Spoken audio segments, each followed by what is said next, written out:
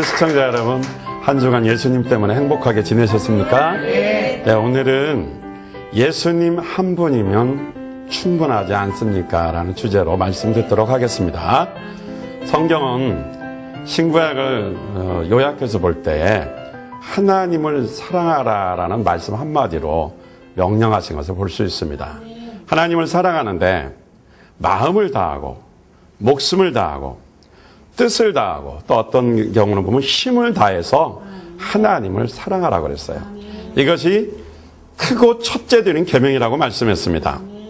그런데 하나님의 자녀로서 신앙생활을 오랫동안 해왔지만 예수님에게서 만족함을 누리지 못하는 자들이 우리 주변에서 많이 있는 것을 가끔 찾아볼 수 있습니다. 신앙생활을 3년, 5년, 10년, 20년, 30년, 또 40년, 50년 많이 할수록 어떻게 예수님에게 만족함을 누리고 예수님 한 분이면 충분하다라는 믿음 속에서 살아야 되는데 어떻게 된 일인지 세월이 흐를수록 처음에는 뜨겁다가 나중에는 마치 식어지는 것처럼 믿음이 더 연약해지고 변질되는 사람을 주변에서 많이 보게 됩니다. 예수님 한 분으로 만족하지 못해요. 그래서 다른 것을 자꾸 찾아다니는 사람들이 있고요. 그런데 오늘 대부분에 보면은 그 다른 것이 돈이더라고요. 돈이 있으면 행복하고 돈이 부족하면 불행하고 돈이 있으면 예수 잘 믿는 것 같고 돈 없으면 예수님도 필요 없는 것 같고 이런 느낌으로 사는 사람들이 너무나 많은 것 같습니다. 시대가 악해질수록 예수님의 재림의 때가 가까울수록 우리에게 정말 만족을 주고 충분하게 필요하신 분은 예수님입니다. 예수님 한 분으로 만족해야 됩니다. 오직 예수만이 최고의 축복이 돼야 되고 그분만이 믿음이 돼야 됩니다.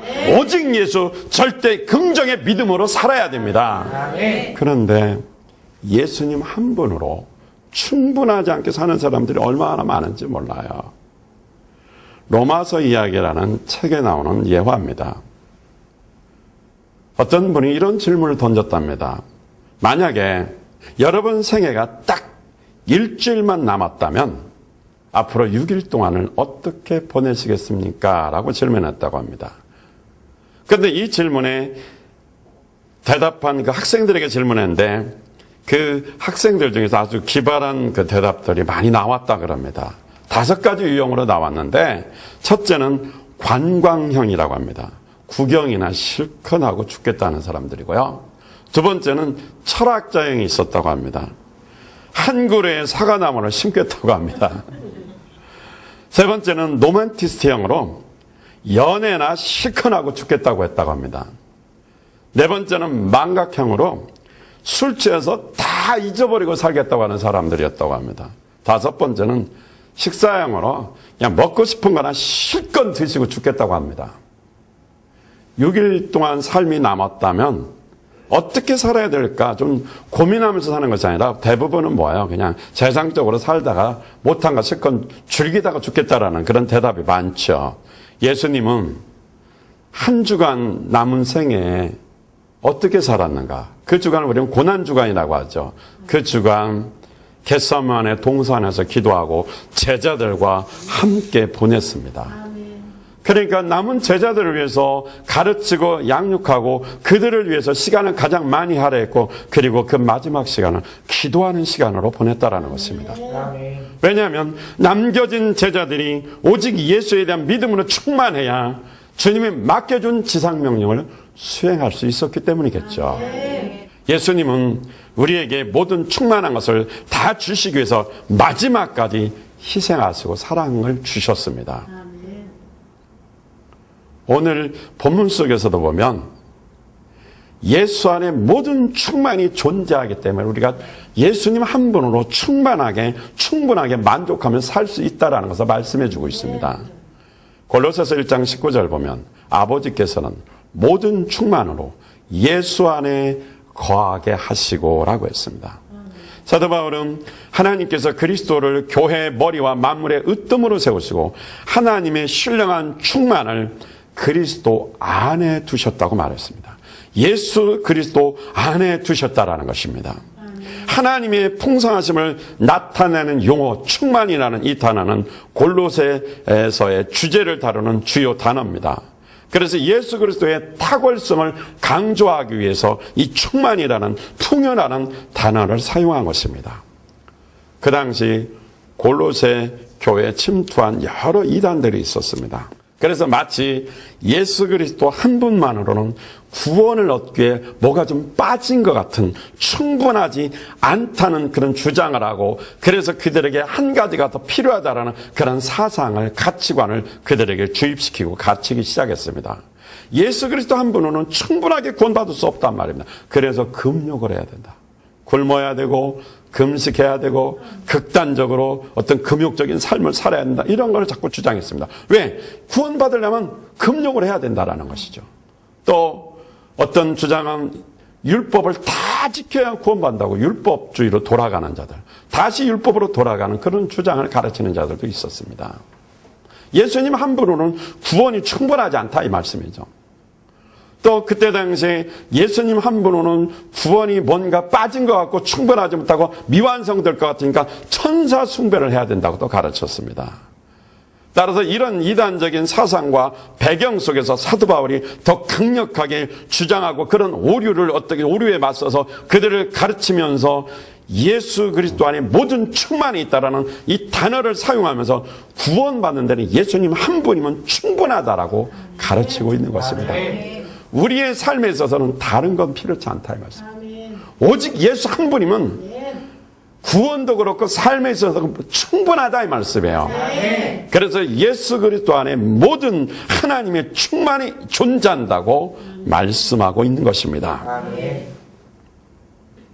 여기서 보니까 예수 안에 거하시고라는 말씀이 있어요. 거하시고라는 말씀은 거주하다, 집을 짓다라는 뜻인데 하나님의 충만하심과 권능과 영광과 지혜가 예수 안에 가득 차 있고, 그리고 그 모든 충만이 거한다는 의미가 무슨 말이냐면 일순간 일회적으로 머무른 것이 아니라 계속 머무르고 있다 이 말씀이에요. 예수 안에 하나님의 모든 충만이 한순간만 있는 것이 아니라 계속적으로 머물러 있는 상태가 바로 거하시고라는 뜻인 것입니다. 하나님의 신성의 능력이 예수 안에 잠시 있는 것이 아니라 영원토록 그 안에 머무르고 있다. 영구한 성격의 신성을 말해주고 있는 것입니다. 따라서 하나님의 말씀은 예수 안에 모든 충만이 있다고 분명히 말씀하고 있기 때문에 그 안에 거하고 예수 믿고 구원받은 하나님의 자녀들은 하나님의 모든 충만을 충분히 경험할 수 있는 것입니다. 골로새서 2장 9절로 10절을 보니까 그리스도 안에 온갖 충만한 신성이 몸이 되어 머물고 계십니다. 여러분도 그분 안에서 충만함을 받았습니다. 그리스도는 모든 통치와 권세의 머리이십니다 라고 세번역에서 말씀하고 있습니다. 예수로 모든 충만함을 받아 구원받은 자로서 이 세상에서 사명을 감당하고 살아야 합니다. 오직 예수의 모든 충만은 우리에게 모든 것을 영적으로 육적으로 이루도록 충분히 주실 뿐만이 아니라 충분하게 누릴 수 있다는 것입니다. 예수는 모든 충만의 본질이시기 때문에 그렇습니다. 그러면 왜 예수님 한 분으로 충만한가? 그 모든 충만을 예수님에게 주셨는데 왜 그 모든 충만 속에서 우리에게 충분하게 예수님 한 분으로 살 수 있는가라는 말씀을 좀 보도록 하겠습니다. 첫째는 예수님은 만물의 창조자이시기 때문에 모든 충만이 그 안에 있는 것입니다. 골로새서 1장 16절 말씀을 보겠습니다. 만물이 그에게 창조되되 하늘과 땅에서 보이는 것들과 보이지 않는 것들과 혹은 보좌들이나 주관들이나 정사들이나 권세들이나 만물이 다 그로 말미암고 그를 위하여 창조되었고 라고 말씀했습니다. 할렐루야. 예수님은 만물을 창조하신 하나님이십니다. 예수님께서 다른 피조물보다 탁월하시고 비교도 안 되는 이유는 바로 만물을 창조하신 하나님이시기 때문에 그렇습니다. 그러니까 모든 만물도 어떻게 예수님을 위해서 만들어졌다라는 것입니다. 여기서 만물은 하나님께서 만드신 피조의 세계로서 우주 전체를 가리키는 것입니다. 예수 그리스도께서 눈에 보이는 모든 것을 만드셨습니다. 해와 달과 별과 하늘과 땅과 새와 동물들과 바다와 바다의 모든 물고기와 나무와 꽃과 마지막 날엔 사람까지 다 만드신 창조자입니다. 예수 안에 이렇게 온 세상을 만들 만한 모든 충만이 거하시기 때문에 이 세상을 만드실 수 있는 것입니다. 이 세상을 만드신 그분에게 부족한 것이 조금도 없는 것입니다. 따라서 내게는 예수님 한 분이면 충분하다 이 말씀이에요. 오직 예수에 대한 믿음으로 충분하게 그분만을 믿고 사시는 여러분 되시기를 주의 이름으로 축원드립니다. 요한복음 1장에 보니까 태초에 말씀이 계시니라 이 말씀이 하나님과 함께 계셨으니 이 말씀은 곧 하나님이시라 그랬습니다. 그가 태초에 하나님과 함께 계셨고 만물이 그로 말미암아 지은 바 되었으니 지은 것이 하나도 그가 없이는 된 것이 없느니라라고 말했습니다. 할렐루야. 태초에 하나님이 천지를 말씀으로 창조하셨는데 그 말씀이 바로 하나님이시고 예수님이시라 이 말씀이죠. 그런데 옛날에 철학자들은 처음에 세상은 물이었다, 또 불이었다, 공기였다. 그러니까 세상에 이 세상을 만들 때 처음에 근원이 불이다, 물이다, 공기다라고 주장하는 철학자들이 있었습니다. 그런데 태초를 만드시고 태초의 근원이신 분은 바로 하나님, 바로 예수시다 이 말씀이죠. 만물의 기원은 창조자 예수 그리스도 안에서 시작되었다라는 것을 요한복음 1장 1절에 이하에서 말씀해주고 있는 것입니다. 골로새서 1장 17절에 보니까 그분은 만물보다 먼저 계시고 만물은 그분 안에서 존속합니다. 할렐루야. 예수님은 하나님의 아들로서 영원 전부터 계신 분으로 세상을 창조하시고 운영하시는 분이라고 말씀해주고 있습니다.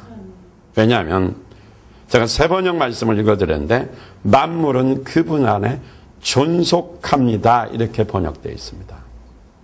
개역성경에서는 만물이 함께 세워졌다라고 말하고 있는데 여기서 만물보다 먼저 창조하신 예수님께서 여기서 존속한다는 이미 존재하시면서 이 말씀이 이 세상에 모두 예수님께 속했다는 말인데 다시 말씀드리면 예수님이 모든 만물을 붙들고 계신다라는 말입니다. 예수님은 온 우주의 질서와 조화를 지키시고 다시 말하면 태양계, 은하계 돌아가는 모든 것을 조화시키고 거기를 주권적으로 붙드시고 움직이고 있는 것입니다. 그것이 바로 존속한다의 그 의미가 있는 것입니다. 다시 말하면 예수님 손에 붙들려서 이 세상이 경영되고 있는 것입니다. 창조하신 예수님께서 이 세상을 통치하시고 섭리하시고 경영하시는 하나님이시라는 것입니다. 그 예수 안에 바로 모든 충만이 이렇게 세상을 운영할 만한 모든 충만이 그 안에 거하고 있다라는 말씀이에요. 그러면 그 예수님이 내 안에 계시면 이 세상에서 부러울 것이 없잖아요. 이 세상에서 해결 못할 것이 없잖아요. 그렇다면 예수님 한 분으로 충분하게 만족하며 살 수 있지 않을까요? 그런데 왜 자꾸 예수님은 뒤로 제껴놓고 다른 곳에서 만족을 찾으려고 하는지 모릅니다. 너무 안타깝습니다. 예수에 대한 믿음이 없기 때문이겠죠. 골로새서 1장 15절에 보니까 그는 보이지 아니하시는 하나님의 형상이요 모든 창조물보다 먼저 나신 자니. 할렐루야. 예수님은 보이지 아니하는 하나님의 형상으로서 하나님의 모습을 그대로 보여주시는 분이라고 그랬어요. 그러니까 하나님 아버지가 안 보이는데 예수님을 보이지 아니하는 형상으로 이 땅에 보내셔서 하나님을 보여주셨습니다. 하나님의 맏아들로서 이 땅의 피조물과 구별되는 창조주 하나님이시라는 것으로 골로새서에서 사도 바울은 부각시켜서 말씀하고 있습니다. 그래서 예수는 완전한 하나님이십니다. 하나님의 신성의 모든 충만을 가지고 계신 분입니다. 예수는 하나님의 아버지의 모든 계획을 충분히 이루실 수 있는 완전한 능력, 전능하신 분으로 조금도 부족함이 없는 분입니다. 아멘. 예수님 한 분이면 충분하지 않겠습니까? 아멘. 그분은 만물을 창조하실 정도로 충분한 능력을 가지고 계시기 때문에 그렇습니다. 우리는 예수님 한 분으로 구원받을 수 있고 그 한 분으로 복을 받을 수 있고 만족한 삶을 살 수 있어야 됩니다. 예수 안에 모든 충만이 있는데 두 번째는 왜 예수님 안에 모든 충만이 있는가? 예수는 우리를 하나님과 화평하게 하시는 분이시기 때문에 그렇습니다. 골로새서 1장 20절에 보니까 그의 십자가의 피로 화평을 이루사 만물 곧 땅에 있는 것들이나 하늘에 있는 것들이 그로 말미암아 자기와 화목하게 되기를 기뻐하심이라. 할렐루야. 예수께서 십자가에서 살찌고 피 흘려 못 박혀 죽으심으로 하나님께서 우리와 어떻게 화목하게 예수 그리스도를 통해서 화평하게 하셨다 이 말씀입니다. 땅에 있는 것들이나 하늘에 있는 것들이나 모든 만물이 예수를 통해서 화목하게 되셨다라는 것입니다. 그분이 십자가에서 피 흘린 공로로 말미암아 하나님과 원수되어 살던 우리가 어떻게 해요? 하나님과 화평하게 되었다라는 것이죠. 하나님과 화평하게 할 수 있는 모든 충만이 어디에 있다고요? 예수 안에 있다 이 말씀입니다. 그렇다면 다른 건 필요 없어요. 예수님 한 분이면 충분하다 이 말씀입니다. 골로새서 1장 21절에 보니까 전에 여러분은 악한 일로 하나님을 멀리 떠나 있었고 마음으로 하나님과 원수가 되어 있었습니다. 할렐루야. 전에는 하나님과 멀리 떨어져 있었던 존재입니다. 하나님과 원수되어서 심판받으면 멸망받고 지옥 가고 죽을 수밖에 없는 사망에 이르는 존재였습니다. 그런데 하나님께서 그 아들 예수 그리스도를 이 땅에 보내셨어요. 모든 충만을 예수에게 줘서 보냈습니다. 하나님과 원수된 우리를 구원하시고 하나님과 화평한 관계를 만드시기 위해서 주님을 십자가에 못 박으셨다 이 말씀입니다. 십자가에 못 박혀 피 흘리는 순간 그 사실을 믿는 자에게는 모든 충만이 그대로 임하는 것입니다. 하나님과 막혔던 길이 열려지게 되는 것입니다. 가까워졌던 하나님과 멀리 있던 자들이 이제는 어떻게 예수의 피로 가까워지게 되는 것입니다. 할렐루야.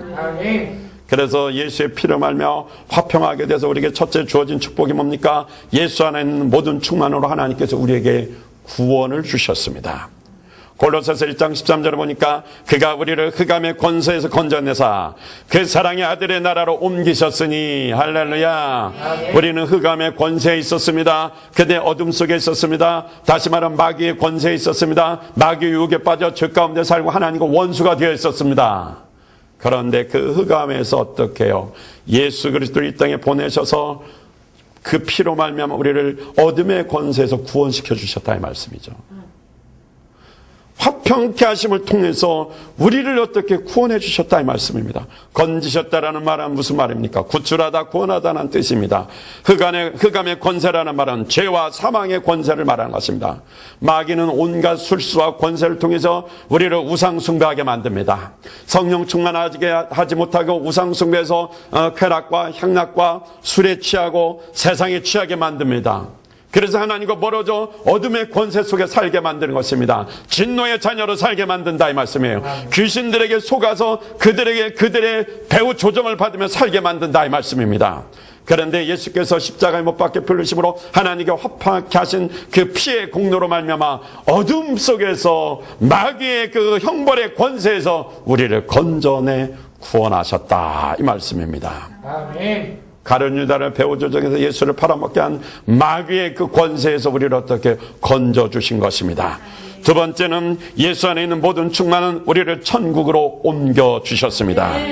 그가 우리를 사망의 권세에서 건져내사 그 사랑의 아들의 나라로 옮기셨으니 그 사랑의 아들의 나라 천국입니다.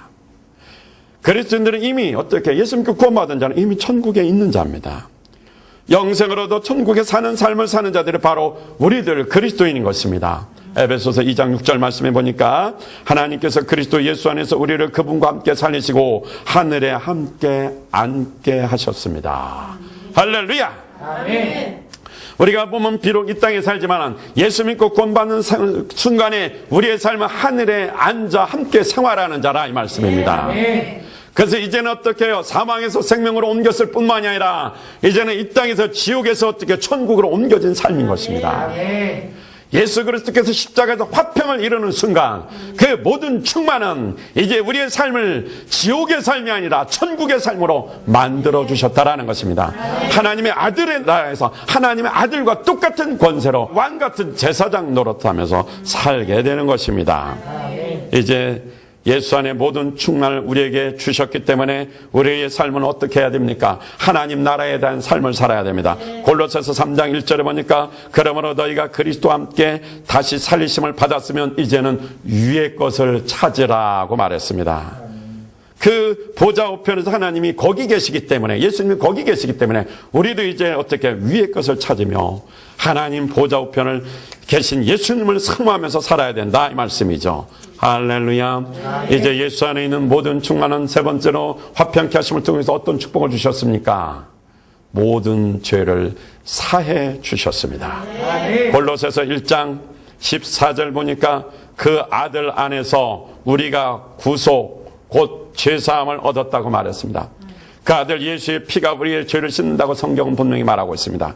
예수 십자가에 흘린 보혈은 우리의 죄를 대신 담당하시고 피값을 지불하고 우리를 사셨다 이 말씀입니다.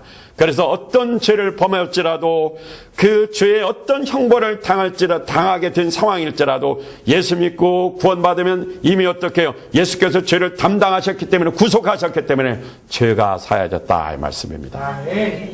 우리는 죄에서 사함받아 용서받은 존재라는 사실입니다. 구약시대에는 짐승의 피만 해서 육체만 정결하게 되었습니다. 그러나 이제는 어떻게 해요? 성령을 통해서 예수의 십자가에 흘린 피를 통해서 양심까지 깨끗하게 되었다고 히브리서 9장 11절로 14절에서 말하고 있습니다. 그래서 이제는 어떻게 해요? 우리가 회개하면 언제든지 당당하게 어떻게 해요? 하나님의 일을 할 수 있는 권세가 있는 자녀들이 된 것입니다. 우리를 죄에서 구속하시고 하나님의 자녀로서 이제는 양심까지 죄 씻음 받아 거룩하고 하나님 앞에 당당히 나갈 수 있는 권세를 주신 분이 예수님이니까 그 예수님 한 분이면 지성소에 들어가듯 하나님 앞에 나가 구원받고 죄사함 받기에 충분하다 이 말씀입니다. 예수님 한 분으로 충분하게 만족하는 자가 되시기를 주의 이름으로 축원드립니다. 할렐루야. 그렇다면 이제 우리가 어떻게 살아야 되겠습니까? 골로새서 1장 22절에 보니까 그러나 지금은 하나님께서 그리스도의 죽으심을 통하여 그분의 육신의 몸으로 여러분과 화해하셔서 여러분을 거룩함이 흠이 없고 책망할 것이 없는 사람으로 자기 앞에 내세우셨습니다.